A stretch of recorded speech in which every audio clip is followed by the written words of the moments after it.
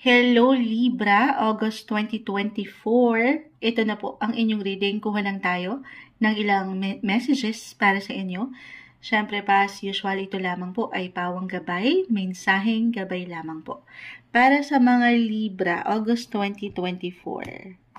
Anong kailangan marinig ng mga taong ito?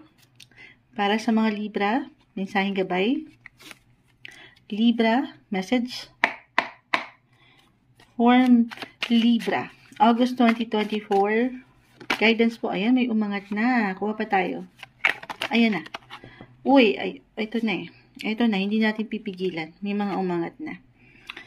Gusto ko sana ikat pa, pero hindi natin pinipigilan yung tumatalon. The Four of Swords, reverse. The Nine of Wands. And the Tower. Okay. Ito hindi kailangan katakutan or laliman. Meron ako nakikita dito ang pagiging ready. Pagiging handa nyo sa isang sitwasyon, posisyon, o relasyon. Kahit pa hindi madali. Or hindi naging madali. Or hindi nagiging madali. Tayo po ay general reading. Just only take what resonate. August 2024. Maring kusa naman itong umangat eh, okay? Or maybe kailangan yung paangatin. Or panatilihin yung kumpiyansa sa inyong mga sarili. Yung confidence. Okay? Dahil. Okay, unahin ko to Buhay trabaho.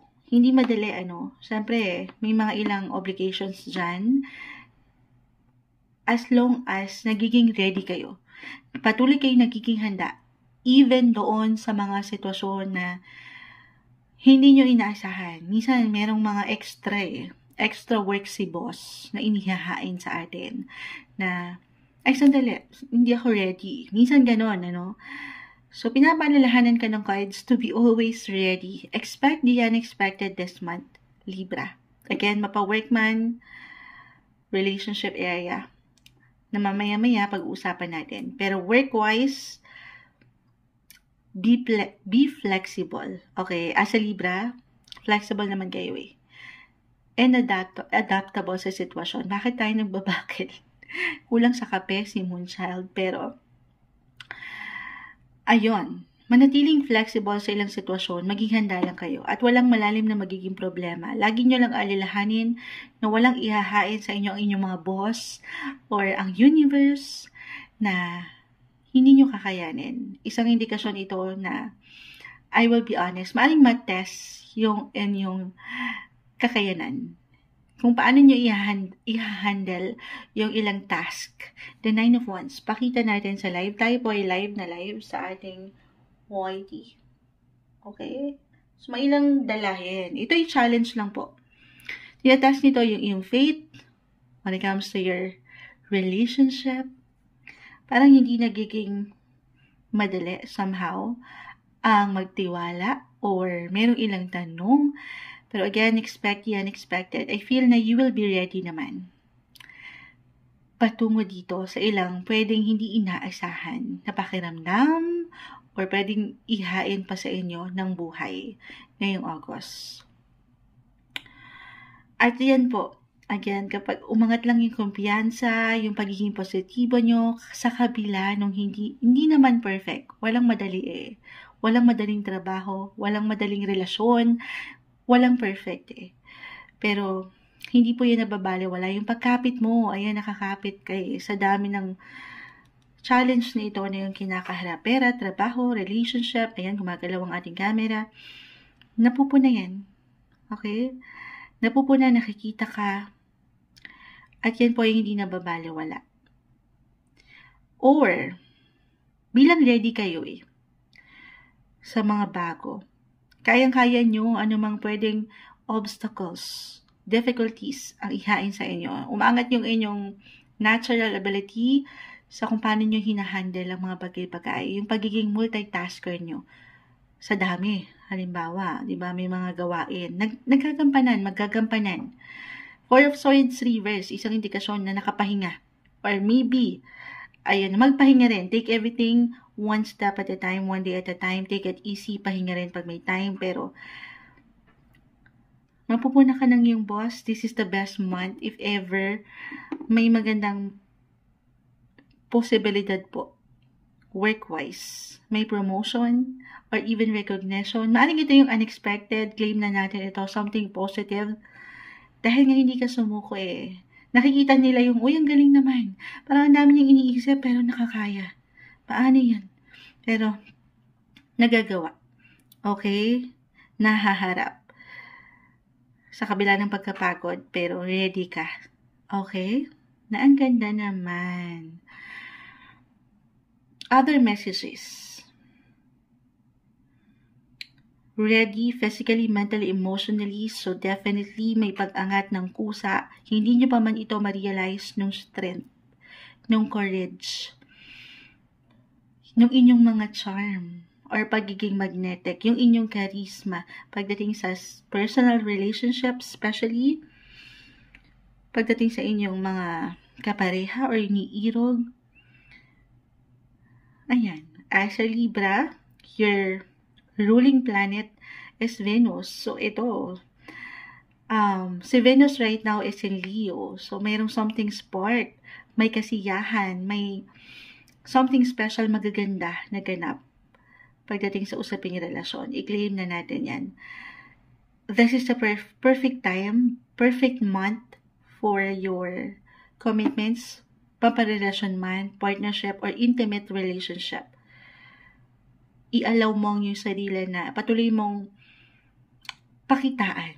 Ayan. Yung iyong presence, hindi mo pa man ito ma-realize kahit yung ikaw lang mismo. Nakikita ka na pupuna na appreciate ang iyong ginagawa. Okay? So, for some of you, 9, umangat. 4, unexpected travel ba ito or invites? Yun lang. If ever merong travel, it doesn't matter kung ito ay long or short distance travel. For some of you, tayo po ay general reading. The Tower, ito yung hindi inaasahan. Sa mas practical lang, maaaring merong ilang glitch, ilang delays pagdating sa travel, ayan. Or communication problems ba ito? May mabuong disagreements or miscommunication na ayaw natin bilang astrologically, kung aking i-apply si The Tower, 9 of Wands, ano lang naman to, kasi Mercury po is going to retrograde for the rest of August 2024. Mercury is the planet of transportation, communication, and technology. So, maaaring meron lang siyang ilang kabagalan kayong maramdaman. So, take it easy, kalma lang din. I know, hindi madali, lalo pag traffic, pero habaan nyo ang inyong mga PC, eto, sabi ko nga sa inyo, i-allow nyo lang din na patuloy kayo mag-focus sa inyong gustong marating at merong kasiyahan. Merong fulfillment dito or kasapatan sa kabila nung, yung struggle ng buhay. Other messages, for some of you, why I feel na parang merong feeling dito na may pa-throwback. Throwback, parang merong magbabalik tanaw. Kahit sa simpleng isipan nyo lang, reversal yung energy, so maaaring ito yung mag-apply sa'yo or sa isang person, sa isang tao, sa iyong buhay. Unexpected or unexpectedly merong magbalik or bumalik. Could be about your roots, your family, relatives, napakalawak yan, or an old friend, or an ex. Okay, napakalawak. Just only take what resonates.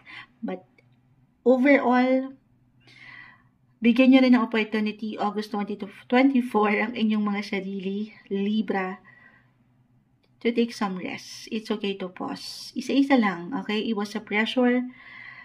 At, kahit naman wala kayong beauty sleep, sabi ko nga, kusang aangat ng inyong mga charisma, ang inyong kakisigan at ganda. Pero still, pahinga rin pag may time. Recharge your energy. Okay?